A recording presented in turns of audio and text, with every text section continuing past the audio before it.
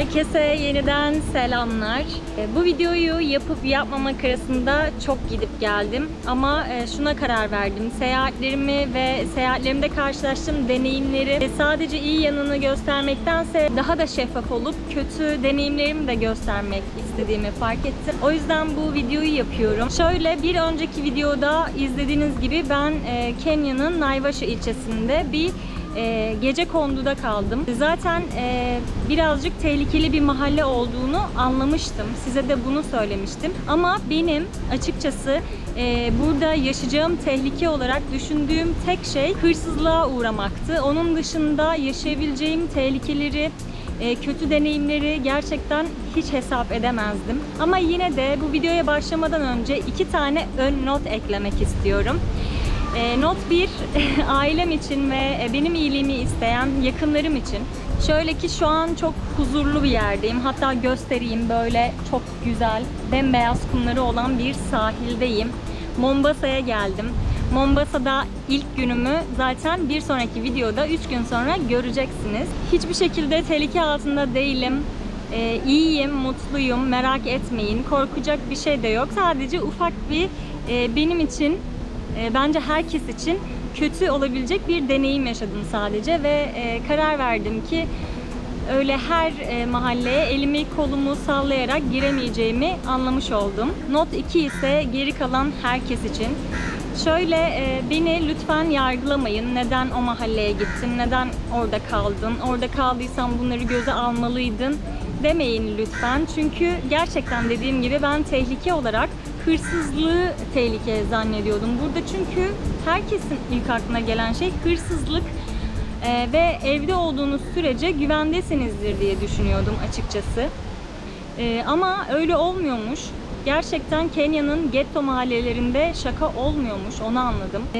Birazcık anlatayım, anlatırken çekebildiğim videoları da ekleyeceğim. Şöyle ki o mahallede insanların yaşadıkları şartları görmek, yaşam mücadelelerine şahit olmak ve kültürlerini iyice öğrenebilmek ve onlarla iç içe olmak aslında güzel bir deneyimdi benim için. Ta ki o geceye kadar. Gece neredeyse uyumak üzereydik. Yani saat daha 10 falandı, 9.30-10'du ama o bölgedeki insanlar daha erken saatlerde uyudukları için biz de uyuyorduk ve ben böyle gece sokaktan sesler duymaya başladım. Böyle bir gürültü patırtı falan duymaya başladım. Ve hemen beni misafir eden kadının yanına gittim. Kapısını çaldım. Dedim ki sokakta bir şey mi oluyor? Hani yoksa bu sadece bir kutlama mı? Çünkü kutlama sesine de benziyordu aynı zamanda. Kadın da bana sadece işte küçük bir tartışma var galiba sokakta dedi. Ama sonra kadın da endişelendi. Çünkü kadının da bir bebeği var ve kadın bebeğiyle yalnız başına kalıyor. Çapraz arka tarafında annesi ve kız kardeşi, yeğenleri falan da var. Ama yine de o da çok endişelenmişti orada yaşayan bir insan olmasına rağmen. Sonra biz kalktık beraber, kapıyı açtık. Böyle ev, videoda göstermiştim size aslında. Böyle bir avluda 3-4 tane ev var. Biz de o evlerden birinde kalıyorduk ve o avlunun da bir ana giriş kapısı var. Yani o yüzden güvenerek biz böyle başımızı uzattık. Bir kapıdan dışarı çıktık. Dinlemeye çalıştık. Yani neler oluyor anlamaya çalıştık.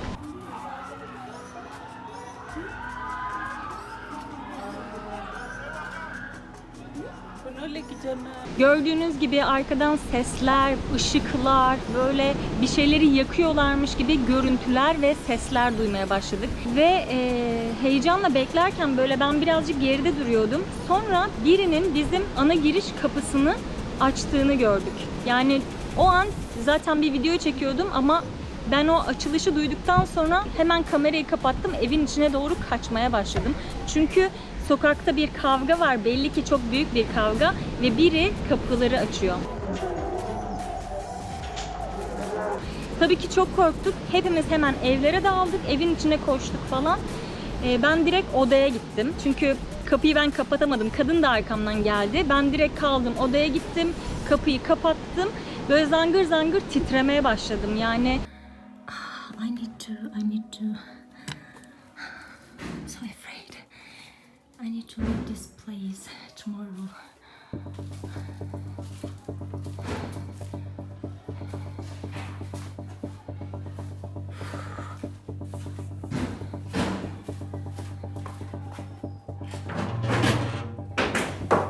biri geliyor falan sandım ve ve çok gariptir ki insanların sanki benim için geldiklerini hissetmeye başladım. Neden bilmiyorum. Çünkü o mahallede belki de çoğu çocuğun da gördüğü ilk beyaz insan ben olduğum için ve beyaz insanı genelde işte para olarak gördükleri için belki dedim birileri eve zorla girmeye çalışacak ve işte benim eşyalarımı çalmaya çalışacak, paramı çalmaya çalışacak ve beni gasp edecek falan sandım. Ama olayın benimle hiç alakası yokmuş. Olayın daha doğrusu oradaki benim kaldığım kadınla da hiç alakası yokmuş hiçbir şekilde. Öğrendiğim kadarıyla ben oraya gitmeden 3 gün önce falan sokakta 2 tane erkek kavga etmiş ve bu erkeklerden biri ölmüş. Şu an bu gürültüyü yapan insanlar da o ölen kişinin ailesiymiş, çok sinirlilermiş ve orada olup da hiçbir şekilde müdahale etmeyen insanlara karşı da sinirli oldukları için bütün civardaki evlere ateş ediyorlar, taramalı tüfeklerle ve normal tabancalarla ve taş atıyorlar. Böyle bir şey hayatımda daha önce hiç yaşamamıştım. Çok fazla kavgaya şahit olmuştum. Türkiye'de bile bu tarz tehlikeli şeyleri görmüştüm aslında. Ama hiç böyle rastgele evlere ateş eden ve taş fırlatan insanları gerçekten hayatım boyunca hiç görmemiştim ve çok korkmuştum. Neyse ben kendimi odaya kapattıktan sonra kadın kapımı çaldı, evinde kaldığım kadın. Ben böyle hafif araladım, ağlamaklıydım. Dedim ki ben çok korkuyorum, ne oluyor yani tam olarak? Kadını gördüm, kadın kucağında bebeğiyle. Ben dedi bebeği annemin evine götüreceğim. Benim kız kardeşimle yeğenlerim şu anda sokakta, onlara bakmaya gideceğim dedi. Ben de dedim ki beni neden burada bırakıyorsun? Bebeğini güvenli bir yere götürüyorsan ben de gelmek istiyorum dedim. Neyse kadın bana dedi ki o zaman dedi tamam ben kapıyı açar açmaz ben koştuğum an sen de koşmaya başlayacaksın. Dedim ki haydi, yani bu cümle bile beni gerçekten çok korkutmuştu. Yani ne oluyor ki, ben olayı bile hani olay olduktan sonra öğrendiğim için o anın şokuyla ben hiçbir şey düşünemedim ve kendimi savaşın ortasında gibi hissettim. Neyse biz kapıyı açtık. Videoyu şimdi koyacağım size, anlayacaksınız. Biz böyle resmen kafamızı eğerek böyle koşmaya başladık. Annesinin evi çarpaz arkadaydı ve böyle kafamızı tutarak hızlı hızlı koşmaya başladık. Tam zaten eve girerken de şöyle bir şey oldu.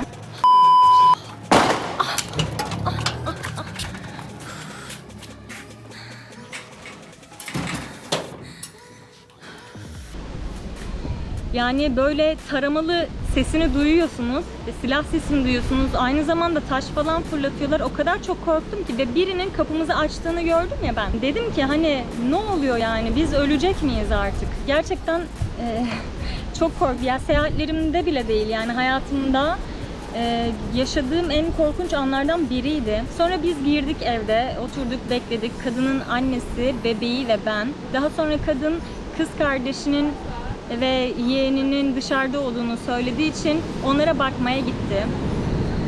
O da büyük bir cesaret, yani nasıl öyle bir sokağa, o an öyle bir kavga varken nasıl gidiyorsun? Ama işte herkes sevdiklerini düşündüğü için böyle şeyleri göze alıyor demek ki. Neyse biz sonra bekledik. En sonunda mahalleye polis geldi. Polis biber gazı sıkmaya başladı. Polisin müdahalesinden sonra herkes yatıştı. Sokak birazcık yatıştı. Sesler dindi falan. Kadının kız kardeşine ve yeğenine de hiçbir şey olmamış Allah'tan. Ve onlar da geldiler. Sonra biz birazcık daha oturduk ve kendi kaldığımız eve gittik. O gece yani öyle bir gündü ki ben o gün hiçbir şey yapmamama rağmen çok fazla yorulmuştum ve hayatımın en huzursuz ama bir taraftan da en huzurlu uykularından birini uyudum herhalde.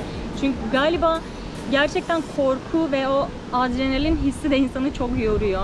Sanırım artık bu tür mahallelere sadece gitsem bile görmek için veya size göstermek için sabah giderim, akşam oralarda kalacağımı zannetmiyorum.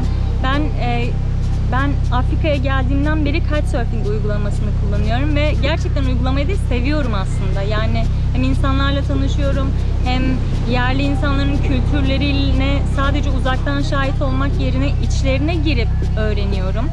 Bu bana çok iyi hissettiriyor.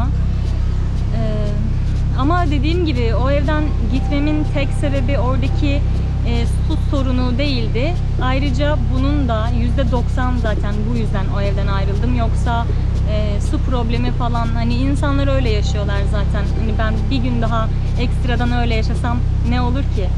Böyle bir kötü tecrübeyi de sizinle de paylaşmak istedim.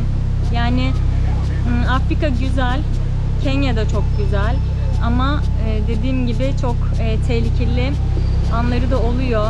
Bundan sonra tehlike olarak sadece hırsızlığa uğramayı, gaspa uğramayı değil, aynı zamanda sokakta, yani ben o gün sokağa çıksaydım ve markete gitseydim en basitinden, eve dönene kadar bile hani bir taş kafama gelebilirdi ya da bir kurşun gelebilirdi yani. Ve bilmiyorum. Yani o yüzden dediğim gibi öyle. Yani diyecek bir şey de bulamıyorum. Sadece sizinle paylaşmak istedim. Ama şu anda her şey yolunda. Zaten buraya gelene kadar kimseyle paylaşmadım. Yani bana yakın olan ve başıma bir şey geleceğin için korkacak insanlara bunu söylememiştim. Şu anda çok güzel bir yerde olduğum için ve çok güvende hissettiğim için bu videoyu yapmak istedim. Videonun sonuna bir not 3 eklemek istiyorum. Ne olur bu kötü deneyimden sonra bana yeter artık, evine dön gibi şeyler söylemeyin. Ben çok mutluyum. Yaşadığım o bir kötü tecrübeden lütfen burada yaşadığım mutluluğu ve aldığım hazzı görmezden gelmeyin lütfen.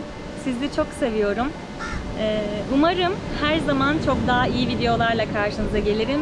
Umarım bu benim ilk ve son kötü tecrübe anlatışım olur.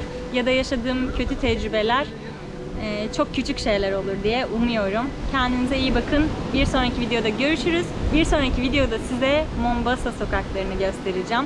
Mombasa çok güzel bir yer. Gerçekten Kenya'nın zaten adası gibi bir yerdeyim. Ve Kenya'nın o diğer kalan şehirlerinden sonra burası o kadar huzurlu geldi ki bana. Çok güzel. Ve çok sıcak. Öyle, kendinize iyi bakın. Sizi öpüyorum.